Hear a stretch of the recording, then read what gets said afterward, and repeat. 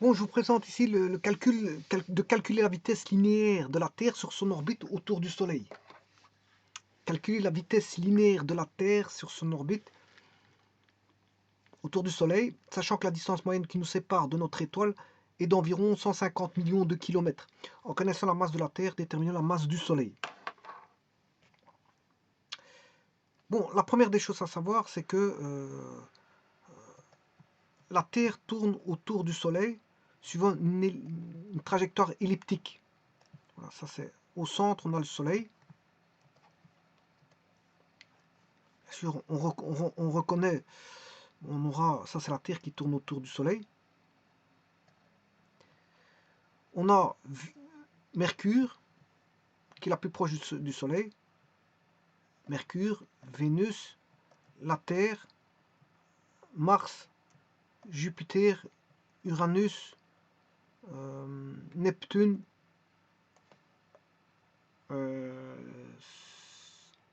Saturne, Uranus, Saturne,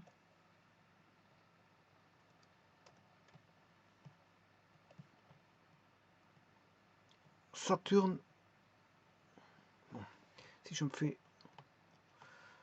Jupiter, Saturne, et puis Uranus, et puis Neptune. Voilà, donc Uranus, il n'est pas là. On a Jupiter, Saturne avec sa couronne. Ensuite Uranus et puis Neptune. Et Pluton est une planète naine. Elle n'est pas considérée comme voilà, planète. Elle a été définie comme ça. Bon, non, donc il n'y a que 8 planètes et pas 9. Donc je vous rappelle, Mercure, proche du Soleil, la plus proche du Soleil, Vénus, ensuite vient la Terre.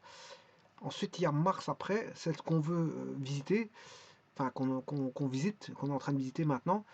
Mars, Jupiter, Saturne, Uranus et Neptune. Et la plus grosse du système solaire est Jupiter. Et Saturne, c'est celle qu'on entrevoit avec ses gros anneaux. Sachez que Vénus et Mars sont des petites planètes. Et que Mars est la planète qui ressemble à la nôtre, qui est un peu plus éloignée que la nôtre. Voilà. Elle n'est pas loin d'ici. Mars n'est pas loin, dans le système solaire.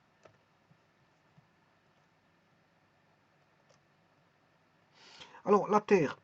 Comment ça va la Terre? Bon, la Terre suit une trajectoire elliptique. Elle suit une trajectoire elliptique. C'est-à-dire que voici la Terre avec un axe de rotation défini. Je vais mettre l'axe de rotation comme ceci. Et son axe de rotation, voilà, ça c'est l'axe de rotation de la Terre. Donc ça veut dire que la Terre tourne autour de son axe de rotation, c'est ça que ça veut dire. Et donc il y a deux mouvements ici. Hein. Vous avez la rotation de la Terre autour d'elle-même et la rotation de la Terre autour du Soleil.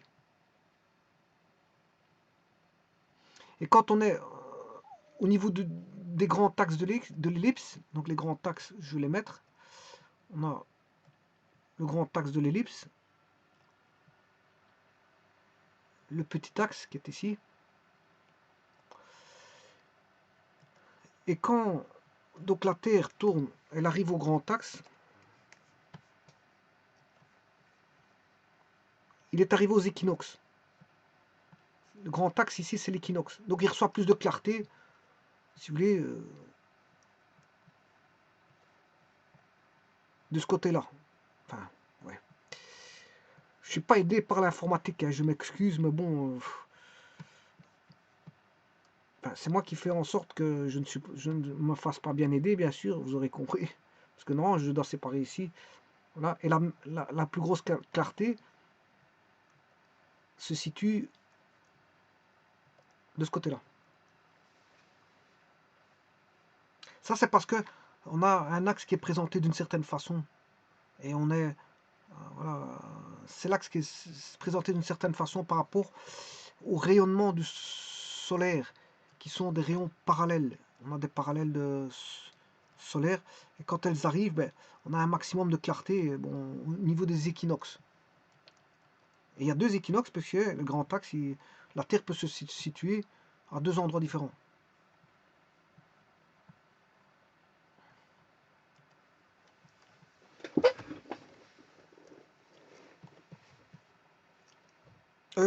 Je sais pas ce que j'ai dit, c'est pas équinoxe, ça c'est au niveau des. C'est pas les équinoxes, les grands axes, c'est pas les équinoxes, c'est solstice, voilà, je m'excuse, solstice.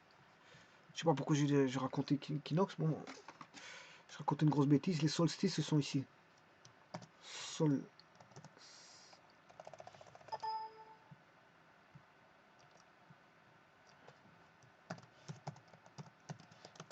Solstice.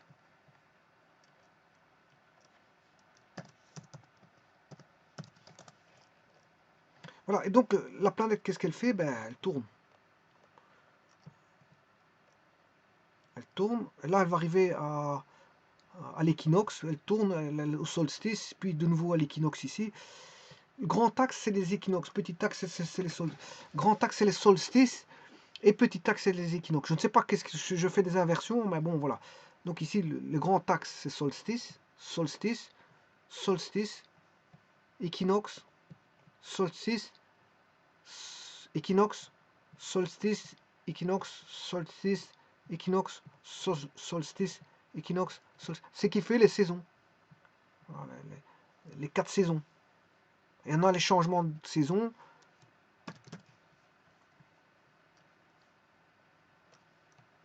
À ce niveau aussi.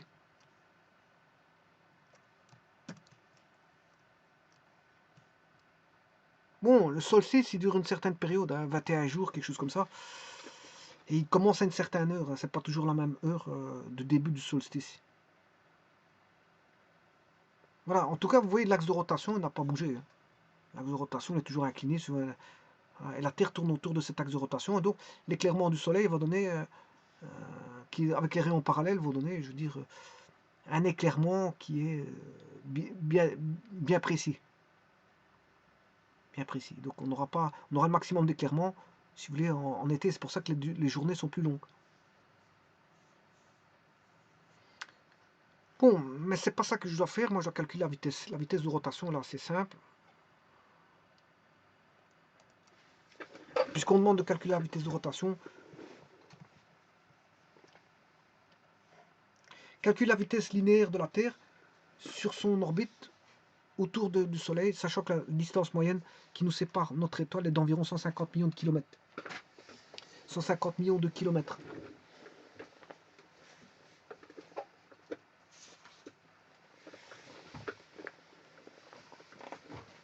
Donc je dois chercher la vitesse circonférentielle, c'est ça que ça veut dire. Alors, on va le faire tout de suite.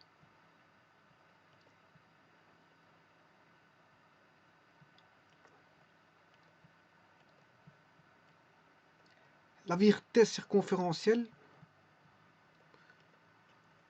bon, je l'ai déjà vu beaucoup de fois, à plusieurs reprises, donc c'est 2 pi/r sur t. Hein. Voilà, c'est 2 pi/r sur t. Vitesse circonférentielle. Bon, alors je vous rappelle que ça c'est le Soleil, sa vitesse circonférentielle autour du Soleil. Hein. Je vais considérer par hypothèse que c'est un cercle et qui fait un MCU. Je considérais que c'est un cercle qui fait un MCU. Donc la vitesse, elle est constante, si vous voulez. Alors, si je mettais une certaine vitesse, si la Terre est en ce point-là, ben, la vitesse c'est ça. S'il est en ce point-là, elle est tangente à la trajectoire, la vitesse serait ça. Si la Terre serait là, la vitesse serait ça. Si la Terre serait là, la vitesse serait ça. Et ainsi de suite. Et ce qui ne bouge pas, ben, c'est le module du vecteur vitesse. Le module du vecteur vitesse, il ne change pas. Et l'accélération centripète, l'accélération centripète est constante en tout point. Donc là, vous aurez une accélération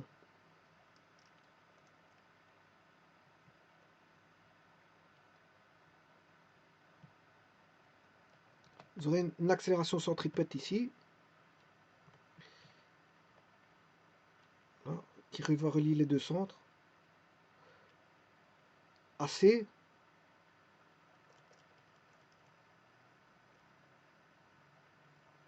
AC, AC,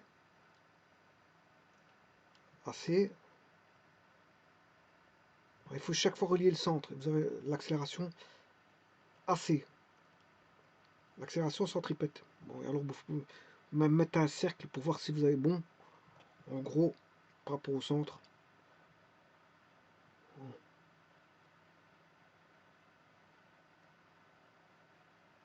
Voilà. Les accélérations centripètes ici, si vous devez avoir une couronne, on va dire ça c'est plus ou moins bon. Ça c'est plus ou moins bon ça. Voilà. Voilà. C'est un peu plus ou moins bon. Dire par exemple celui-ci il est un peu trop grand. J'ai fait un peu trop grand, donc je vais rechercher l'accélération centripète. Je la redessine. Voilà. Elle serait là par exemple. Celle-ci serait là.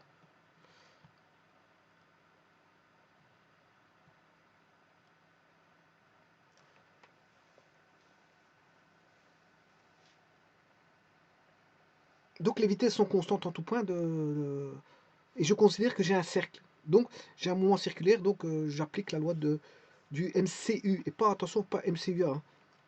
En MCU, vous avez une accélération centripète, mais pas d'accélération tangentielle. Hein. Il n'y a pas d'accélération tangentielle. Hein. L'accélération tangentielle est nulle. Vous allez faire un mouvement circulaire uniforme. Donc il n'y a pas d'accélération, c'est comme un MRU. Les MRU, il n'y a pas l'accélération est nulle. Hein. Ici, l'accélération tangentielle est nulle. Pas d'accélération tangentielle. Par contre, il y a une accélération centripète qui va maintenir la trajectoire circulaire. Donc en calculant ceci, 2pi, 2 fois pi. Bon, je vous ferai remarquer qu'ici, j'ai les mémoires. Hein. Ça, c'est memory store. Je mets en mémoire. Voilà, donc, là, c'est comme si je peux mettre à 0, il est en mémoire. Memory store. Memory read, lecture de la mémoire, ça. Je vais rechercher ce qu'il y avait dans mémoire. Memory, voilà. Je remets à 0, donc j'ai mis. C'est 2pi, hein, donc je fais memory read fois 2. Voilà, je peux memory store. Voilà. J'ai fait memory store, je peux mettre à 0. Elle a calculé 2pi. Je vais chercher memory read.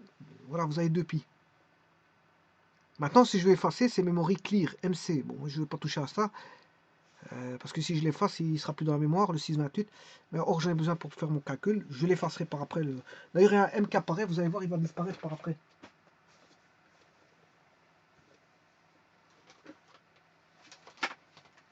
Il va disparaître par après, en faisant memory clear. Et alors, M plus M moins, c'est quand vous faites des mémoires, vous additionnez à la mémoire et que vous rajoutez en mémoire. M plus et M moins, vous soustrayez à la mémoire, vous remettez en mémoire la soustraction. Donc ici, je fais 2pi fois R. R, c'est 150 millions de kilomètres.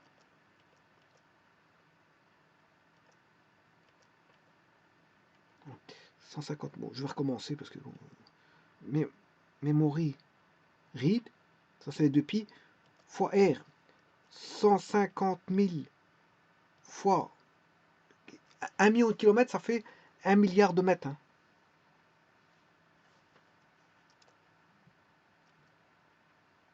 150 millions de mètres, c'est 150 millions de kilomètres, c'est 150 mégakilomètres. 150 mégakilomètres, ce qui fait 150 gigakilomètres. Donc c'est pour ça que je vais passer en 10 exposant 9. Alors maintenant, je vais diviser par la période t. Bon, je ne suis pas précis parce que, bon, vous savez très bien que la rotation de la Terre se fait en 365 jours fois 24 heures, mais c'est pas 24 heures, c'est 23 heures et quelques voilà, 23 heures et des Voilà, bon, je ne suis pas précis, je ne calcule pas avec précision. Si vous voulez calculer avec précision, il n'y a pas de problème. Faites-le. C'est 23 heures était, allez voir sur Internet. Internet vous dira que c'est 23, une journée, c'est pas 24 heures, c'est 23 heures et des. Voilà, donc moi je prends 24 heures, 365 jours fois 24 heures fois 3600 secondes pour avoir en secondes. Et là, c'est la vitesse en mètres par seconde.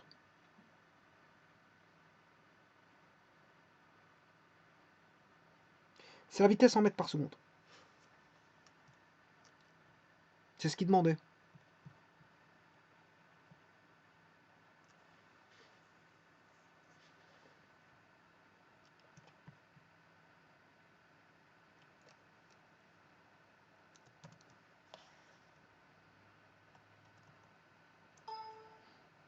C'est la vitesse circonférentielle de la Terre autour du Soleil.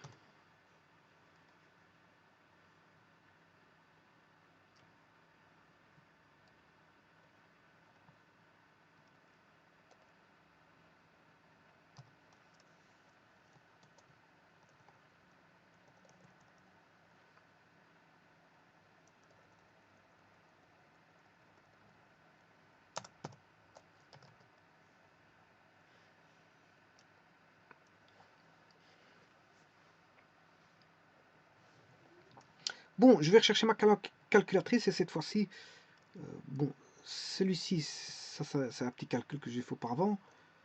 Celui-là, c'est un petit calcul que j'ai fait auparavant. Celui-là, je vais remettre à 0.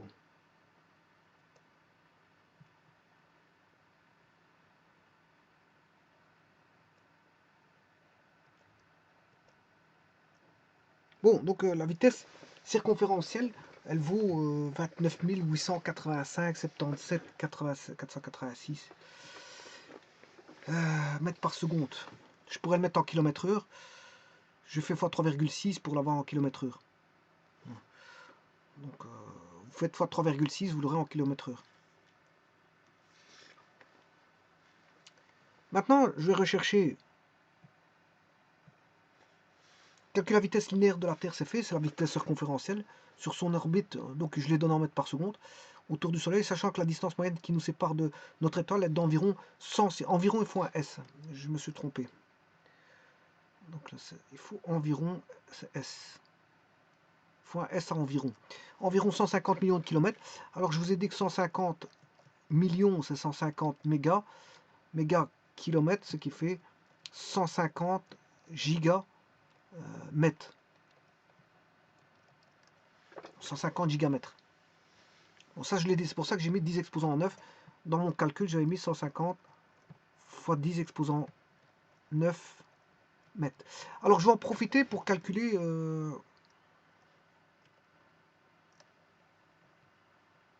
l'accélération. Je vais en profiter pour calculer donc l'accélération centripète. L'accélération centripète, bien sûr, c'est la vitesse circonférentielle de la Terre divisée par le rayon qui sépare la distance à l'astre. Donc ça c'est la Terre, ça c'est le Soleil, ça c'est la distance Terre-Soleil. Bon, alors je vous rappelle quelque chose de fondamental dans les mouvements circulaires. Hein. Si je prends un rayon qui est beaucoup plus grand, la vitesse sera beaucoup plus petite. Hein. La vitesse la vitesse circonférentielle dépend bien sûr d'un rayon. Hein. Dépend d'un rayon. Voilà, il faut bien se mettre ça en tête dans les mouvements circulaires. Dès le moment où vous fixez un point, ou une origine pour laquelle vous voulez calculer un mouvement circulaire, attention à ça, parce que bon, si vous êtes à un autre endroit, ben c'est pas la même vitesse d'office. Si vous êtes à un autre endroit du rayon, enfin du centre du cercle, si vous calculez par, je prends un point O, je fais un cercle par rapport à ça, bon, je l'ai mal fait, mais Voilà. Vous prenez un point O, je prends un mouvement circulaire par rapport à ça, et j'en prends un deuxième par rapport à ce même centre. Les vitesses ne seront pas les mêmes, je vous le dis tout de suite, hein. Ne fût-ce qu'à cause du rayon, hein.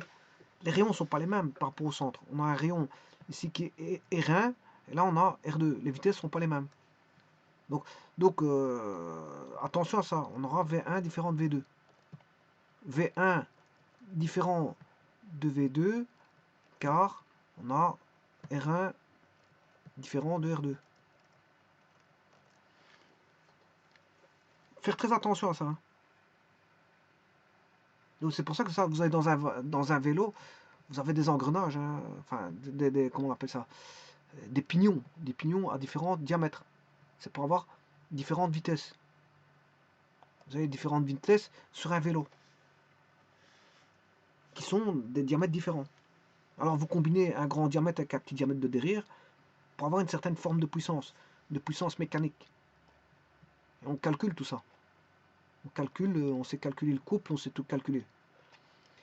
Bon, tout ça pour vous dire que la vitesse, attention, la vitesse ici,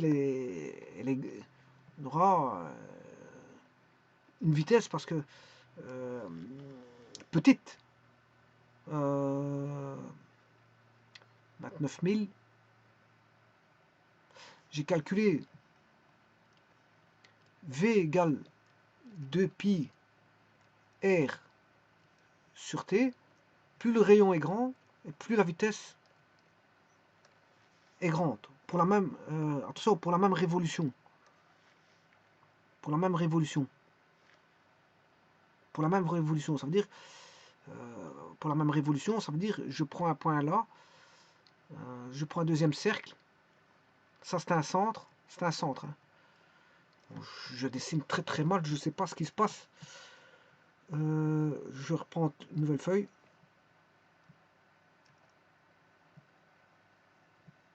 Voilà. Ça c'est le centre du cercle, des cercles. Voici un premier cercle, mal placé, mais enfin voilà, je vais essayer de le placer par rapport au centre.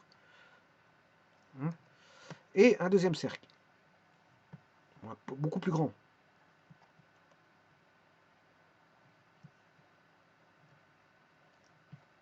Alors, s'ils font la même révolution, ça veut dire qu'en n'importe quel moment,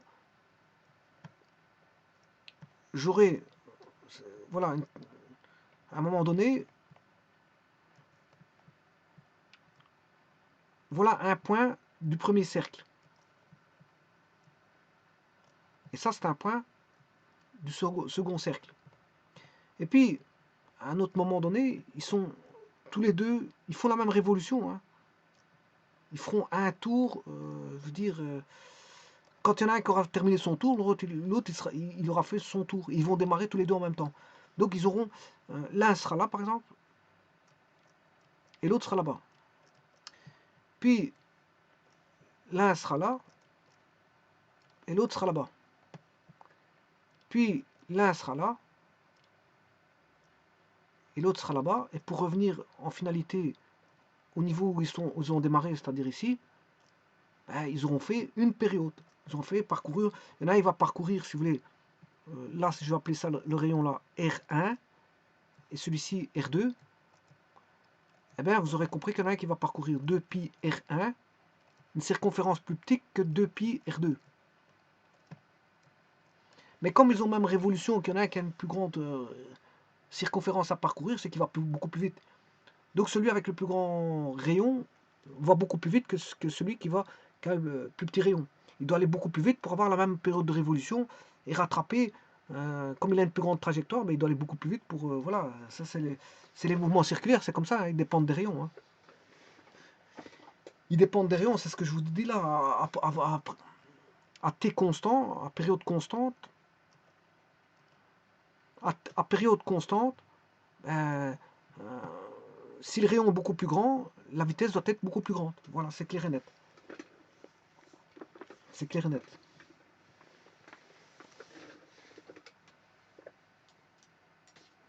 Bon, maintenant je vais calculer cette accélération centripète.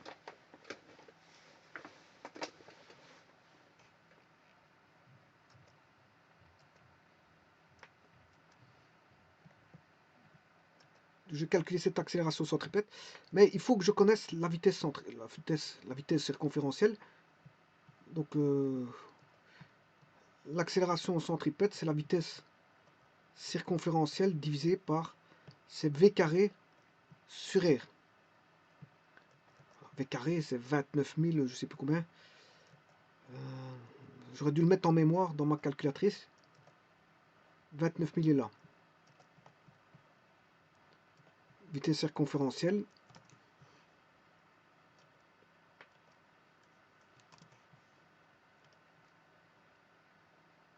Ceci, je vais le mettre au carré.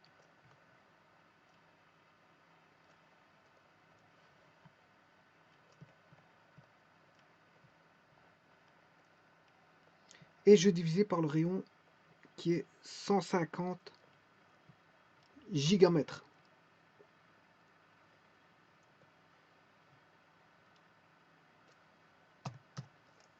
« 29 885 points. J'ai mal tapé, encodé quelque chose, c'est normal qu'il m'a fait une erreur. 29 885,77 48 629 au carré.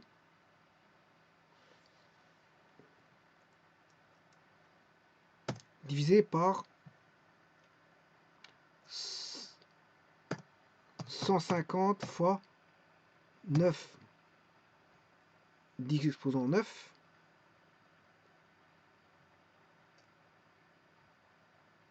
Ouais, je peux refermer. Voilà. Ça, c'est l'accélération centripète. C'est mon accélération centripète. Alors, je vais faire édition. Copier.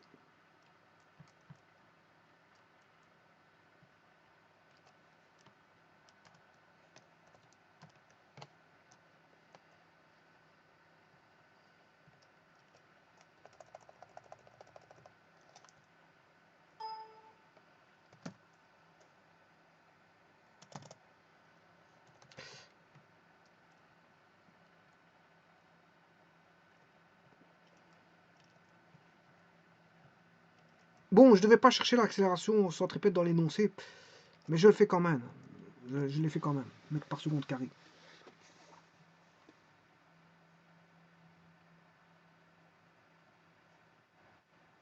Bon, mais je peux trouver maintenant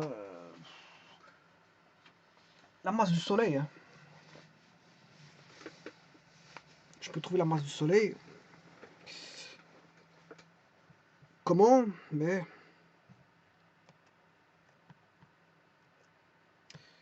on a... donc le système, c'est... Mon système, j'isole un système qui est Terre-Soleil. Vous aurez compris que c'est mon système. Terre, Soleil.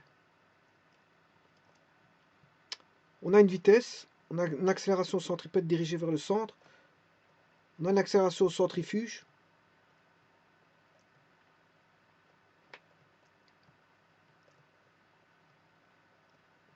on a une vitesse,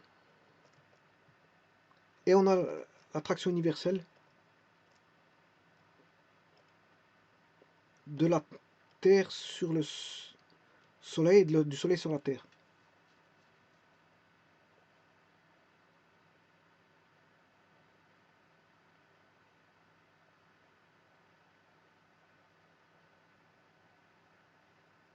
Alors, les forces, je vais les rechercher ici, au niveau de ce système-là, que je vais étudier les forces. Je vais dire que la force centrifuge, M, Terre, V carré,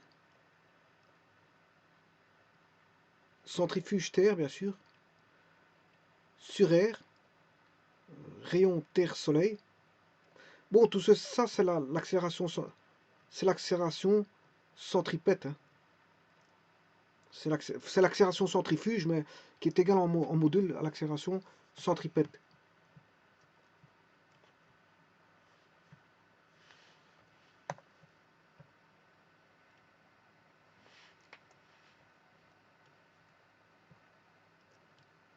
Ça, c'est égal à la gravitation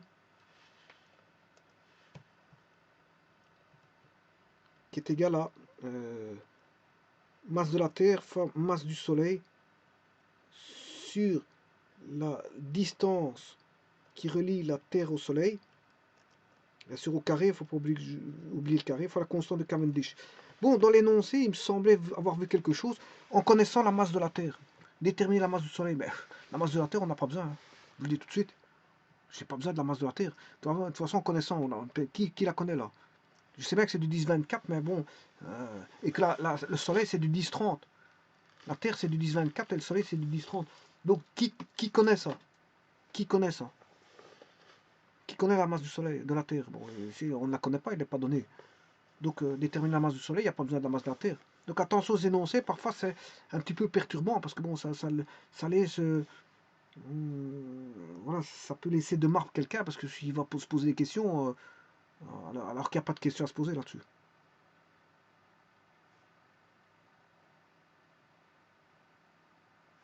Voilà, donc je vais calculer cette fois-ci. Donc, si la masse de la Terre, vous voyez qu'elle se simplifie. Hein, elle est indépendante de la masse du satellite. Donc, ce qui veut dire que ça, c'est l'accélération centripète.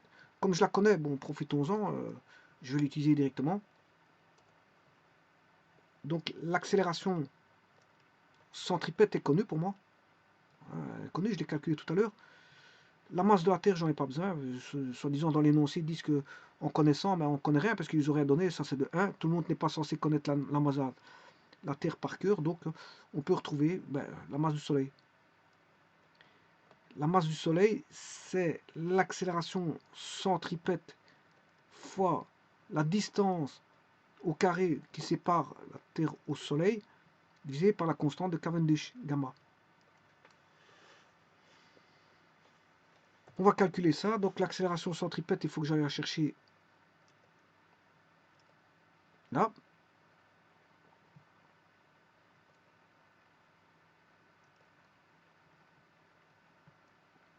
Bon. 0,12 59 54 396 92 77. Voilà. Ça, c'est l'accélération centripète que je vais multiplier par 150 gigamètres au carré. 150 égale fois 150. Voilà. Fois 10 exposant 9 au carré, ça fait 18. Voilà. Alors ça, je vais diviser par la constante de Cavendish, qui vaut 6,67 fois 11 moins 10 exposants, fermez parenthèse, égale, voilà. Alors je vais mettre en notation ingénieur. Voilà. 2,0086 exposant 30.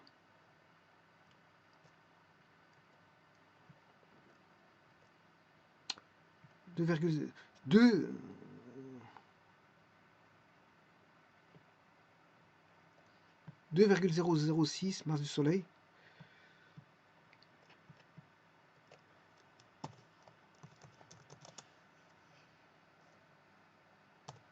Environ 2,0086 2,0086 fois 10 exposant 30 kg.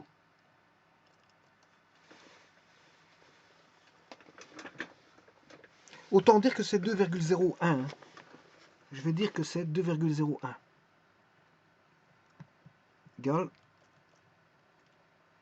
environ 2,01 fois 10 exposant 30 kg. Alors, l'erreur dans les calculs, c'est de prendre dans la période de la vitesse, bon, 24 heures, une journée, c'est pas 24 heures, c'est 23 heures et quelques. Bon, il faudrait aller voir sur Internet. Maintenant, je vais aller sur Internet pour voir ce qui est bon ou pas. Je vais rechercher ici.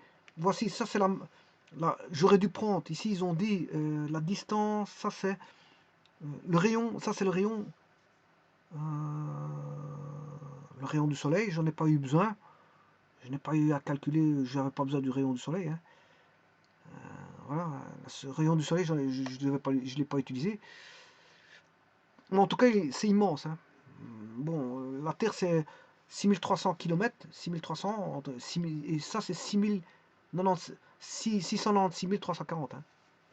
Donc, autant dire que c'est 11 fois plus grand. Hein. C'est environ 11 fois plus grand. Hein. Alors, vous avez Jupiter, c'est la plus grande, elle fait que 69 911 comparé à 696 340 qui est le Soleil. Vous voyez le rayon de Jupiter, et alors la Terre, c'est tout petit, hein, c'est 1737. C'est. Ouais, ici, ils se sont trompés, là.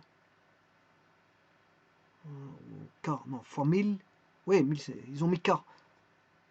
Ouais, ils ont mis K kilomètres. C'est kilo, kilomètre. Donc c'est 6371, c'est bon. Et l'autre, c'est 1737 pour la Lune, qui est un satellite de la Terre. C'est-à-dire, bon.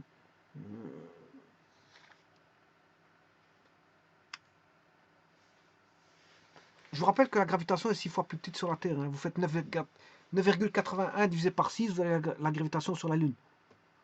Et si vous faites 6,3 divisé par 1,7, vous avez un rapport de, voilà, de rayon. Mais Jupiter ne fait que 69 911 kilomètres de rayon. Alors que voilà, le Soleil fait 696 340 km. 696 340 km. Bon, voyons voir. Ça, c'est l'accélération du Soleil qui fait 2,274 mètres par seconde carré. Voilà. Ça, je peux le trouver. Hein. Je peux le trouver aussi. Hein. Bon, ça, voilà.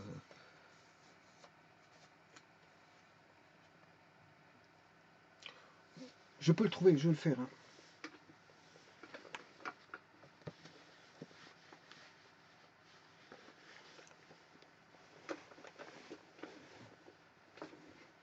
Alors pour ça, il faut que je prenne le système uniquement le Soleil. Hein.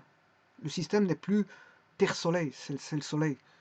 Je prends la gravitation, c'est la gravitation. La Terre, c'est 9,81, le Soleil, le Soleil, c'est 274 mètres par seconde carré, c'est immense. Bon, tout d'abord, je vais aller voir si la masse du Soleil, c'est bon. J'ai 1,989 et j'ai trouvé 2. 2. 1,98 et 2, bon, 10,30. 10,30. Et la masse de la Terre, c'est 5,972, 10,24. 5,9 fois 10,24. La masse du Soleil, c'est 1,989 fois 10 exponent 30. Eh bien, je vais rechercher l'accélération de la pesanteur du Soleil, mais je prends le système. Le système, cette fois-ci, c'est le Soleil pur. Voilà, c'est le Soleil. Il n'y a pas besoin de la Terre, le satellite, il n'y a pas besoin. Donc, je vais vite faire ça alors.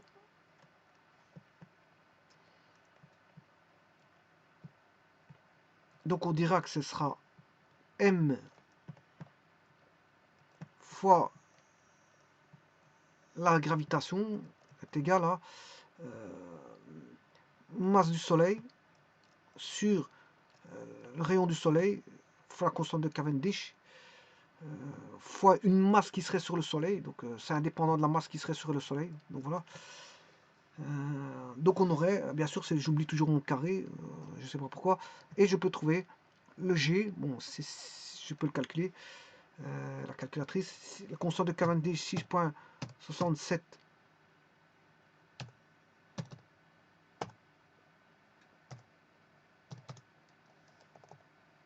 Je me suis déjà trompé, je vais recommencer. 6,67 fois 11.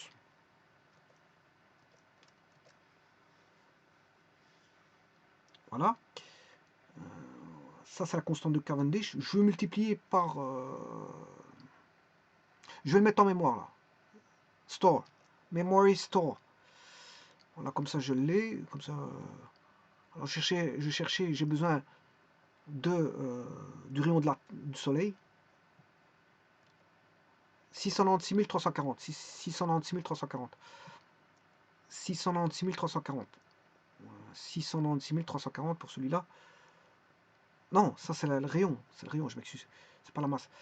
Donc je vais diviser par... Bon, je vais d'abord faire fois la masse. D'abord faire fois la masse.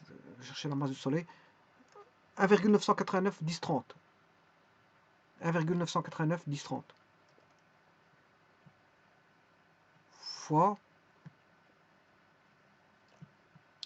1,989 fois 30 10 égale, voilà, je store, memory store. Voilà. Maintenant, je vais diviser par le rayon du soleil au carré, qui vaut 696 000.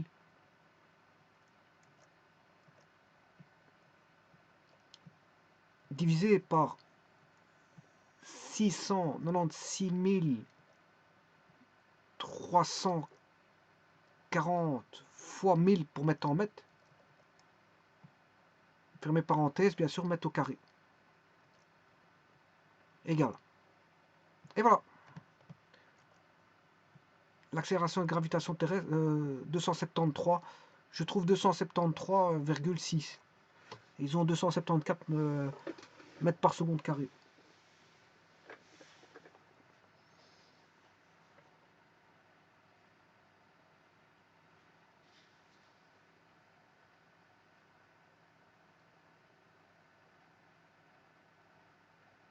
Bon, certains donnent sur Internet un rayon de soleil, un rayon qui est voilà, 695 500. Vous pouvez chercher sur Internet, il y en a qui mettent 695 500. Bon, ici, c'est 696 340. Voilà, donc ce qui veut dire qu'on aura environ 277. Hein. Voilà, parce que le rayon, il sera beaucoup plus petit, donc fatalement beaucoup plus petit. Si vous mettez au carré, vous allez avoir un nombre un peu plus grand que 274, donc environ 277.